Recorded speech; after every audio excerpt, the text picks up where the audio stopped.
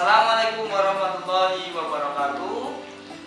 Selamat pagi, selamat siang, selamat melarang anak-anakku kelas 5 dan 5B tentunya. Nah, pada kesempatan ini alhamdulillah dengan Ustadz Susanto ya tentunya.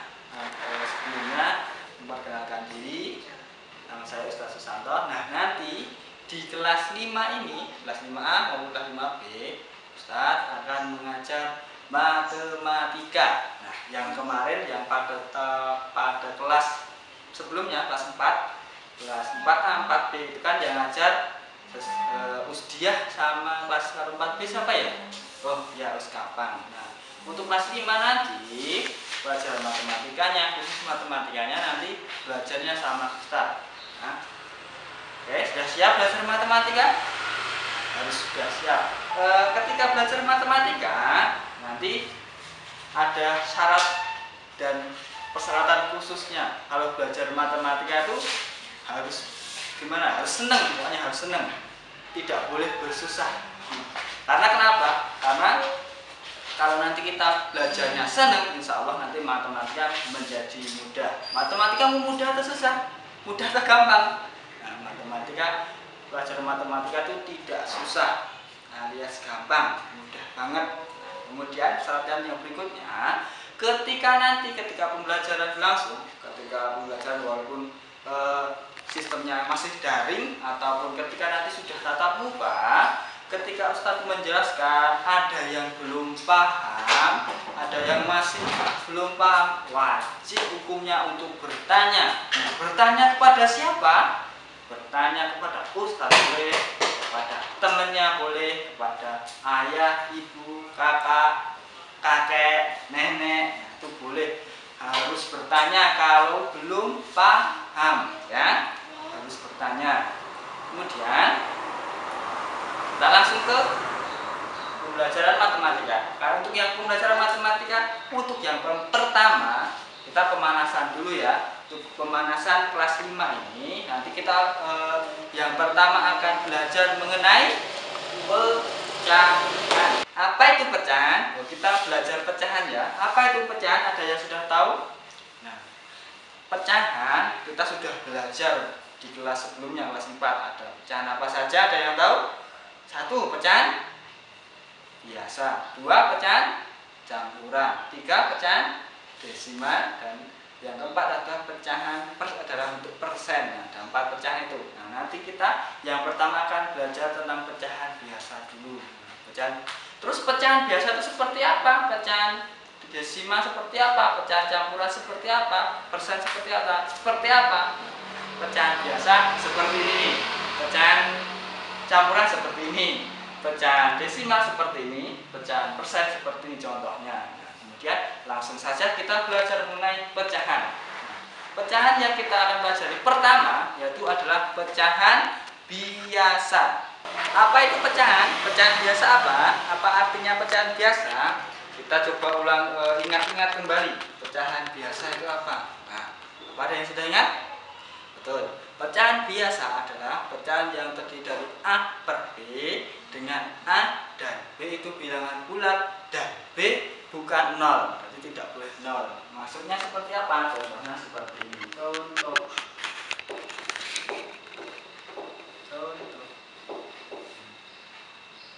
A per B. Jadi A per B. Nah, ini adalah pecahan biasa. Yang atas ini namanya pembilang. Nah, ini pembilang. Nah, ini pembilang.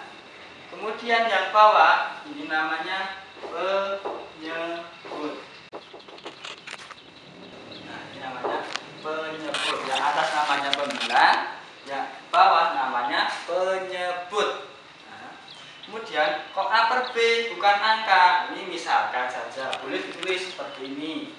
1 per 2, terus lagi berapa? 2 per 4.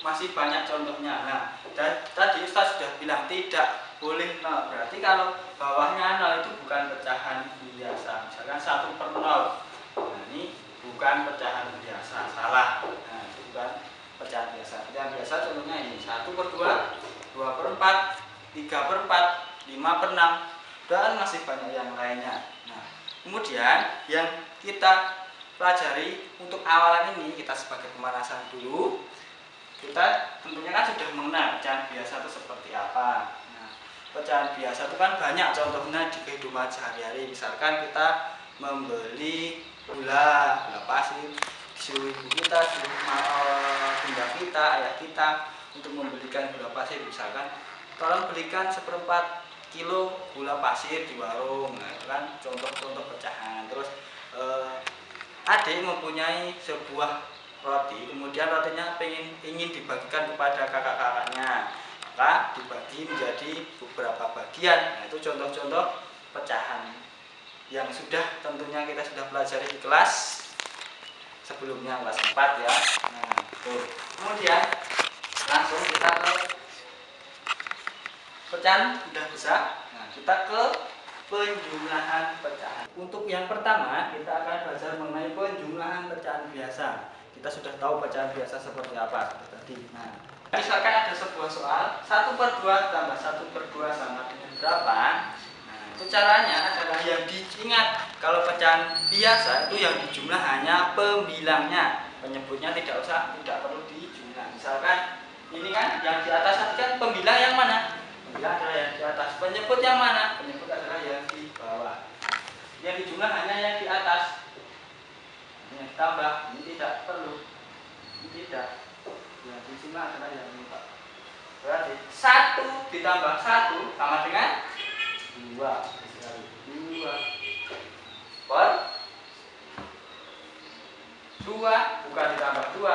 Karena penyebutnya sudah sama, berarti 2/2. Jawabannya adalah 2/2. Ini ya. Ini kalau penjumlahan pecahan biasa yang berpenyebut sama.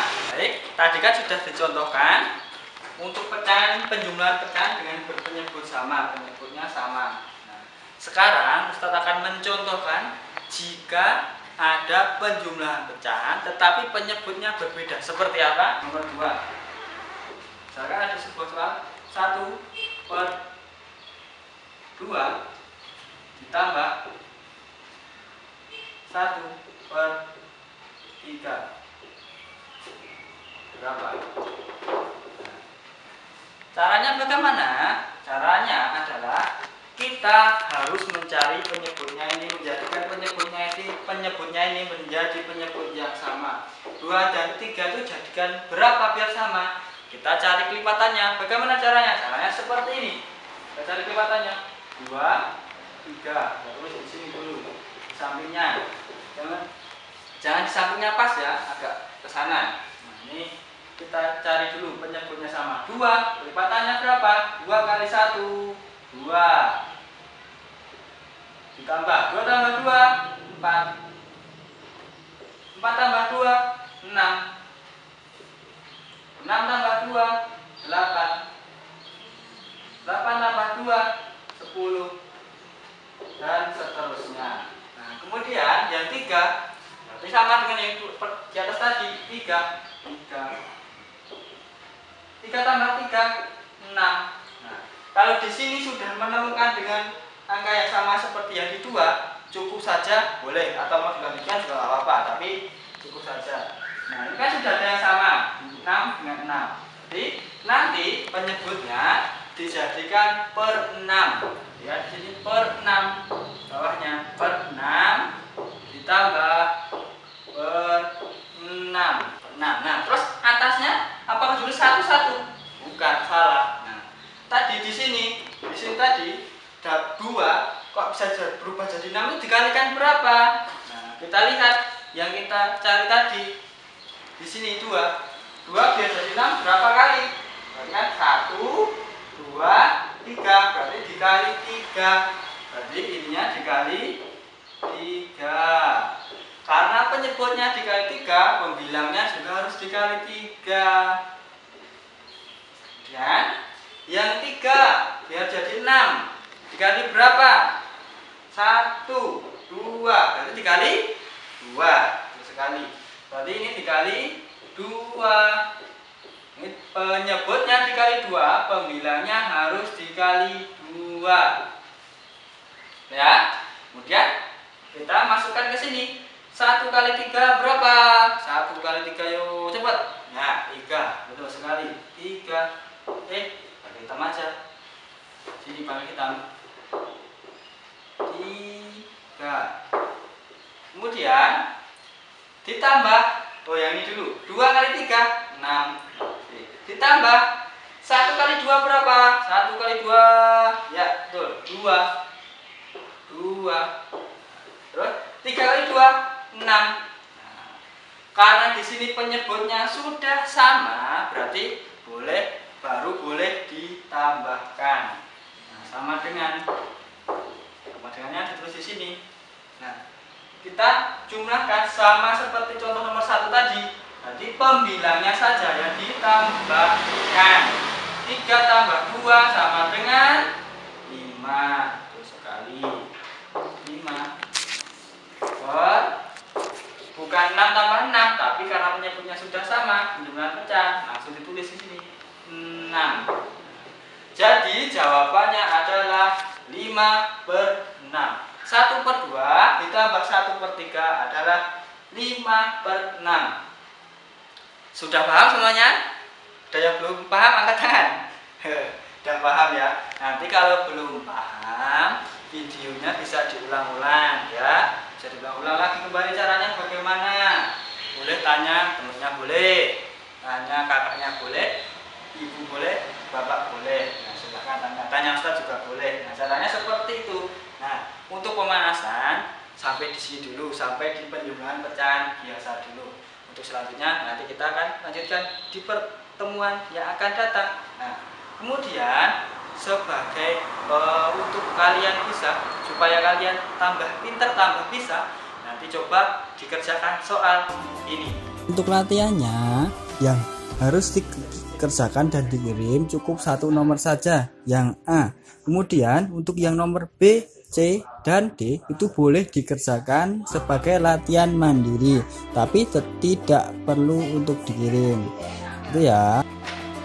Baik anak-anakku kelas 5A, 5B, demikianlah untuk pembelajaran matematika pada kesempatan hari ini, pada kali ini. Nah, untuk lebih pahamnya nanti tidak hanya melalui pembelajaran lewat Ustaz saja, boleh kalian melalui tanya langsung ayah, ibu, kakak, teman, boleh lewat internet juga boleh, tidak harus lewat di sini.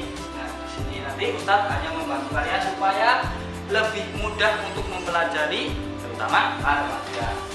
Pada kesempatan hari ini cukup sekian dari Ustaz. Semoga tetap semangat belajarnya walaupun dari rumah belajarnya. Tetap semangat. Kita sekian. Assalamualaikum.